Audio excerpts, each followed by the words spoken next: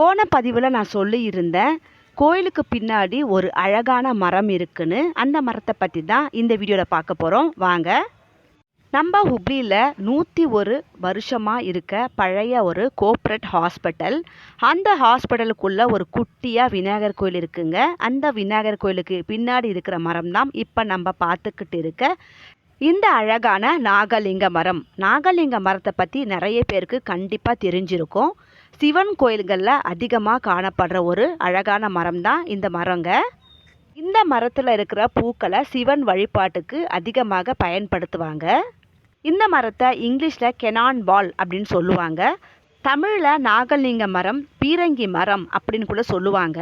நம்ம பார்த்துக்கிட்டு இருக்கிறது அந்த மரத்தோட பிஞ்சுகள் தான். நிறைய பிஞ்சுகளும் பூக்களும் இருந்துச்சுங்க. பூக்கள் எல்லாம் கீழே உதிர்ந்து போயிருந்துச்சு.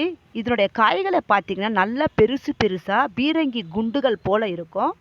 அதனால தான் இதுக்கு பீரங்கி மரம் அப்படின்னு பேர் வந்திருக்கு. இந்த மரத்தோட மரப்பட்டைகள், இலைகள் இது ரெண்டுமே மருத்துவ குணம் வாய்ந்தது. இந்த மரத்தோட பூக்கள் பூத்ததுக்கப்புறம் காய்கள் ஆகி பழுக்கிறதுக்கு 12லிருந்து 18 மாதங்கள் ஆகுதான். இதனுடைய பழங்கள் பழுத்து கீழே விழும்போது அணுகுண்டு வெடிக்கிற மாதிரி சப்தம் கேட்குமாம். அதனால தான் இதை பீரங்கி மரம் அப்படின்னு கூட சொல்லுவாங்க. பல்வலி, சரும பிரச்சனைகள் இதுக்கு இந்த இலைகள் பயன்படுகிறது. ஆனால் அந்த பழங்களை கொஞ்சம் விஷத்தன்மை வாய்ந்தது. ஒவ்வாமையை ஏற்படுத்தும், கொஞ்சம் அலர்ஜி ஏற்படுத்துறதுனால அந்த பழங்களை யூஸ் பண்ண மாட்டாங்க. இதனோட காய்களை பார்த்து திருவோடு மரம் அப்படின்னு சொல்லுவாங்க. ஆனால் இது திருவோடு மரம் கிடையாதுங்க. இது நாகலிங்க மரம். திருவோடு மரம் வேற மாதிரி இருக்கும்.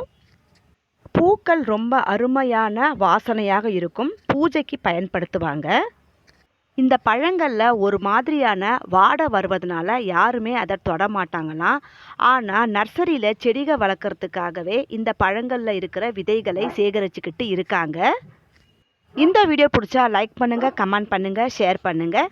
ப்ளீஸ் என்னோட சேனலை சப்ஸ்கிரைப் பண்ணிக்கோங்க. தேங்க்யூ.